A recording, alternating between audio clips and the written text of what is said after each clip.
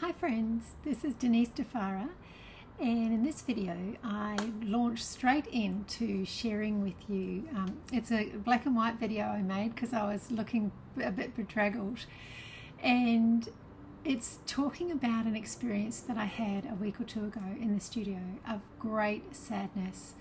And because I was able to use my art to help me, I thought it could be of use to you if you're following along and you would like to see examples of art therapy we can do for ourselves, really.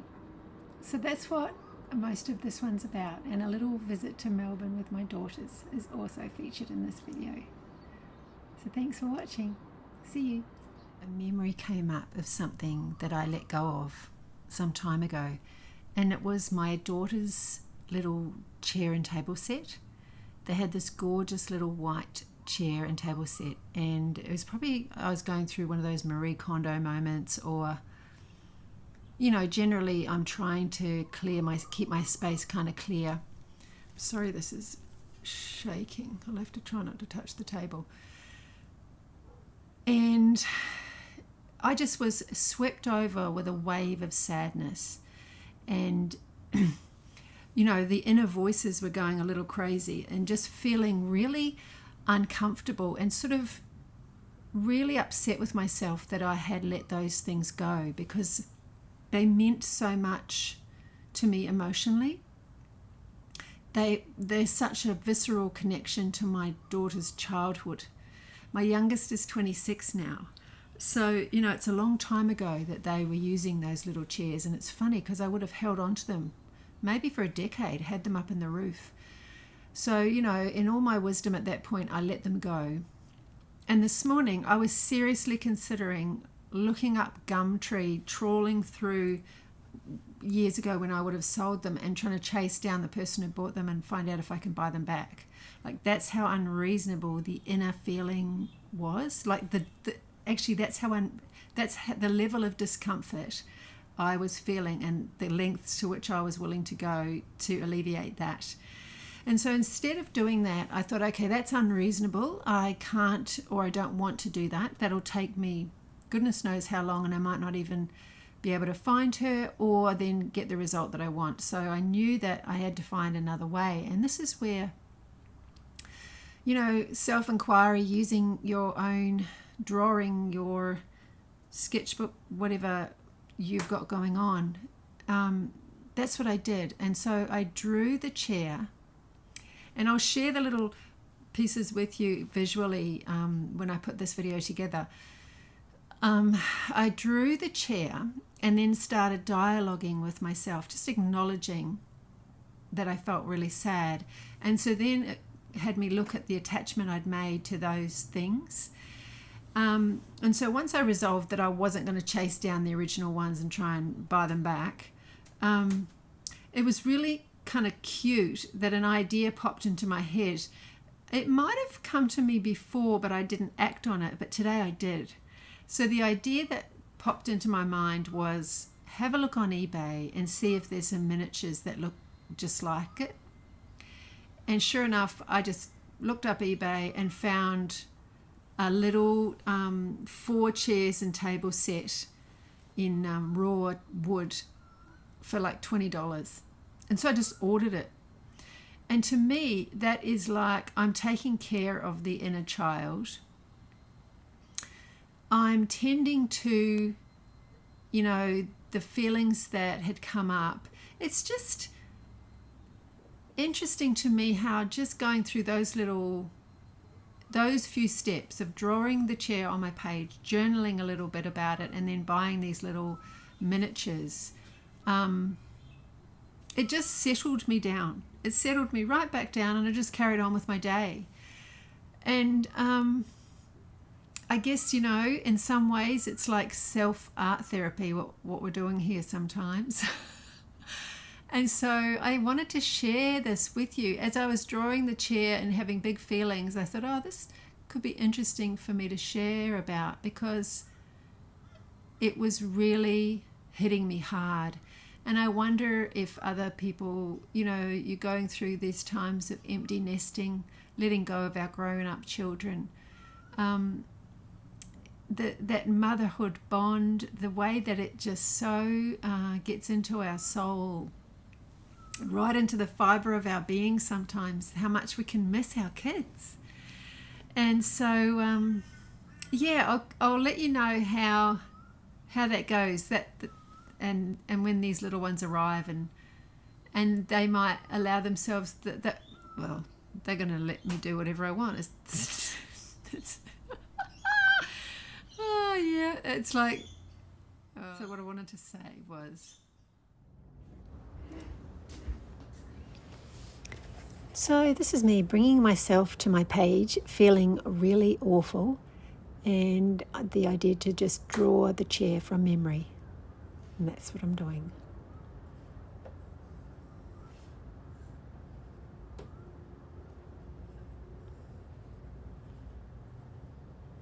Just having a place to bring your thoughts is really helpful.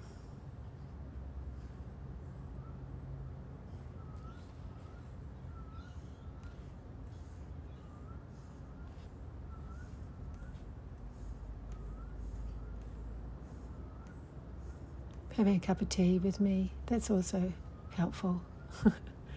Just self-nurturing, when you feel really awful. What can you do? What is calling to you to do? What's the most pressing thing going on in your mind? Is there something you can do to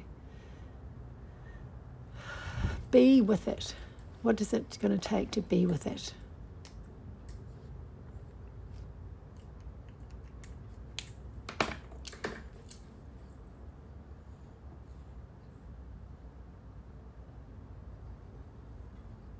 Even the pen I choose can make a difference to me. Choosing the fountain pen sometimes puts me in touch with my mum. Mum's passed away, but she always used fountain pens. So when I use mine, I often think of her. So that's another way to bring myself comfort, is just to use a fountain pen. It's a nice tool because it sometimes can just slow you down a little bit. It's not the same as using a ballpoint pen. It's just a little bit of difference. And there's sort of a bygone era, an older, quieter time that I think about with fountain pens.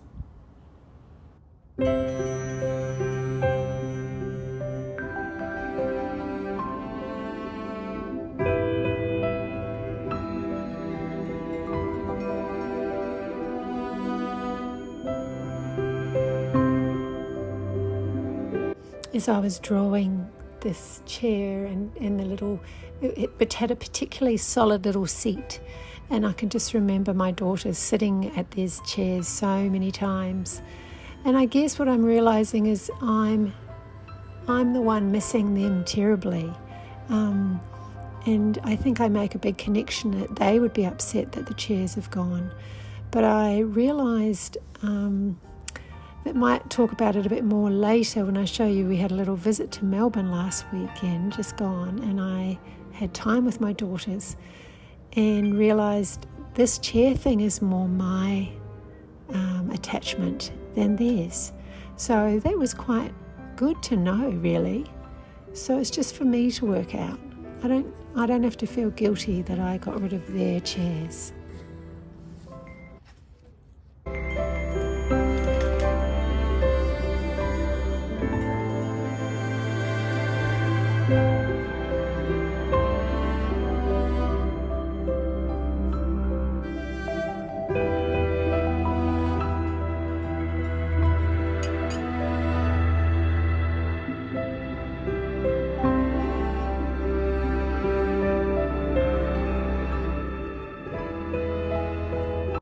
As I said, I just wrote down notes of everything that I was feeling in that moment.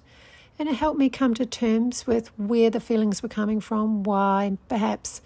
So, I encourage you, if you've got something like this that you're feeling really sentimental and sad about, it could be really helpful to give it a page in your journal or your sketchbook and see what might be there for you. It's been quite an interesting little exercise for me to do, and I've been surprised that some simple things to do have made quite a remarkable shift and quite a difference, and just set me off on my path again. Onwards and upwards, we keep going. But pausing for these moments, I think, might help them not be so busy in the underneath everything, in the subconscious or something. You're bringing it into the conscious when you bring that awareness to it. I think that's really helpful for our healing.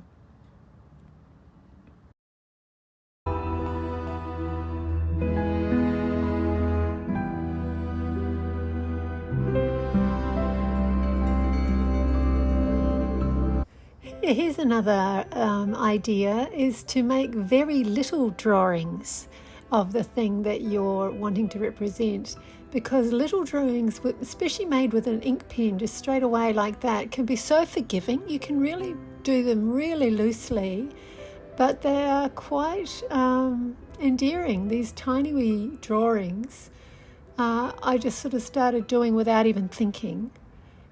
Because it helped me to be with the feelings again, illustrate them a little bit.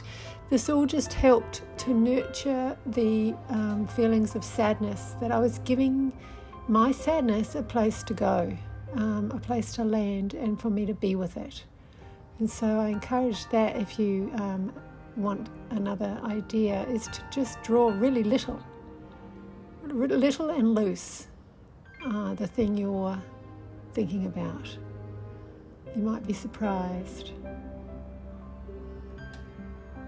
We have a cartoonist in Australia called Lunig, who often does little drawings, and I've heard him speak once. Wonderful old man. He's an older man now, and he often draws the little teapot and a little duck and lots of his sort of little wisdoms, and I think he suffers a lot from depression. So the drawing of these little characters helps him greatly. So I really relate to his work.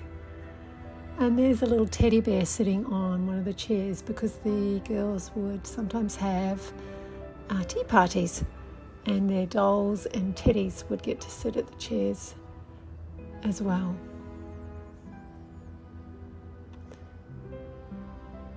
And then I think I did these light little caricatures of the girls. This one would be Alex, the youngest.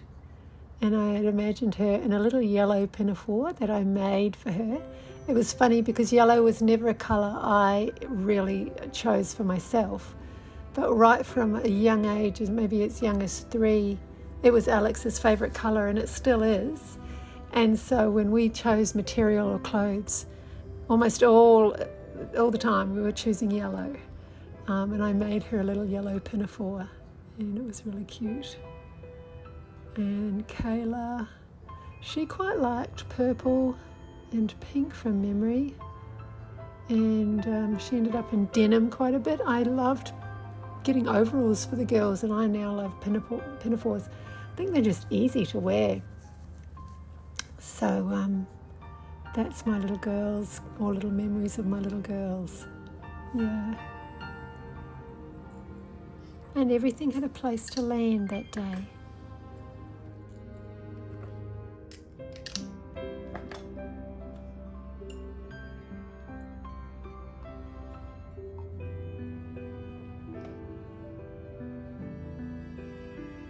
So I'll keep you posted on when that little bundle arrives, and how I'm sure they will become little subjects in my art making.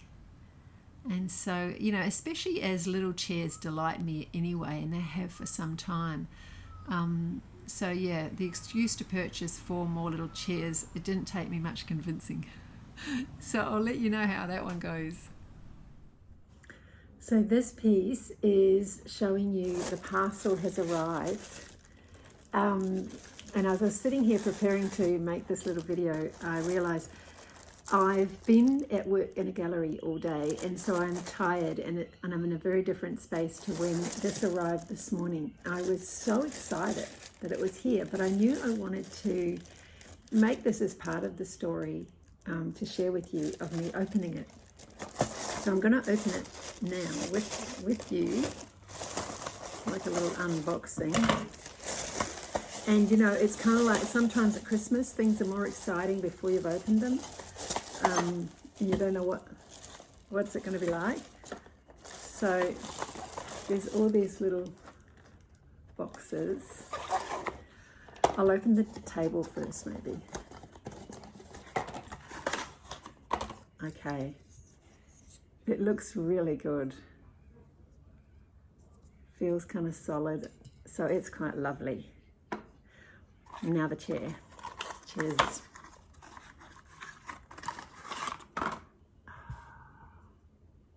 Look at that. It's they're very close, almost identical to the ones that my daughters had. So yeah, they're really special. As I was thinking about them this morning, that they're arriving, and thinking about sharing this continuing little story with you, I've been thinking about, painting them. Oh, one of them might be broken. Yeah, it is. One of them's broken. That's sad. They're not wrapped very well, so that'll be why. I wonder if others are broken. No, so that one's okay. Yeah, I had the thought, well, I'll definitely be painting two of them white, because that's what we had, 2 white chairs and a little white table. And I wanted to recreate that same feeling. So I was definitely going to do two white chairs and a little white table. And then I was contemplating doing one green and maybe one red, because I sort of have this fantasy of having a bunch of odd chairs at my table, and I quite love it when I go to places and there's a whole different chairs, like 8 different chairs around one table. I quite love that. It's almost like my fetish with teacups. Fetish, probably over bit big of a word. My delight with teacups, that you choose what ones and you're in the mood for. And so I feel the same way about chairs, that they all have this different personality. So yeah, they have arrived, and the next will be painting them. And what else will happen with the inspiration of them? I'll be kind of curious. So here they are.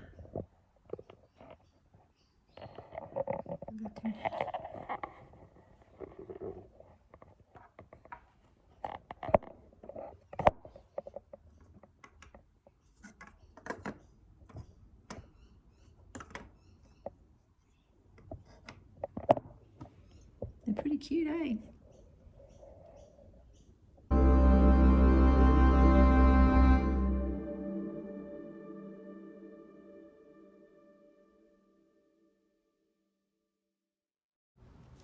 So we've just come back from a beautiful weekend in Melbourne, going to visit our daughter Kayla.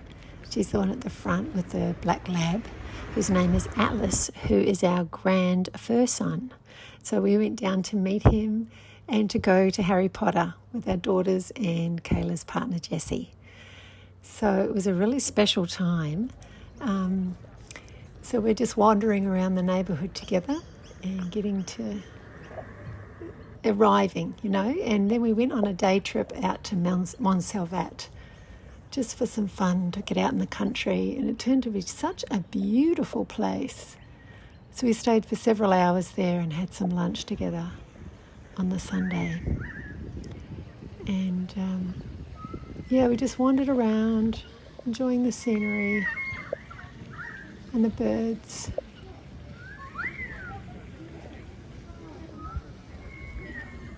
They're currawongs, I think. The little buildings were very old and gorgeous. There were lots of little art studios, actually. Some clay workers, some artists and jewellers. And there's my family. And spot the little chairs around the place. And there they are, sitting at a table. And through the window. This is a very popular wedding photography spot. It felt like you're in Europe. It was gorgeous. and Harry Potter and the Cursed Child. It was fabulous. Had a really good time there.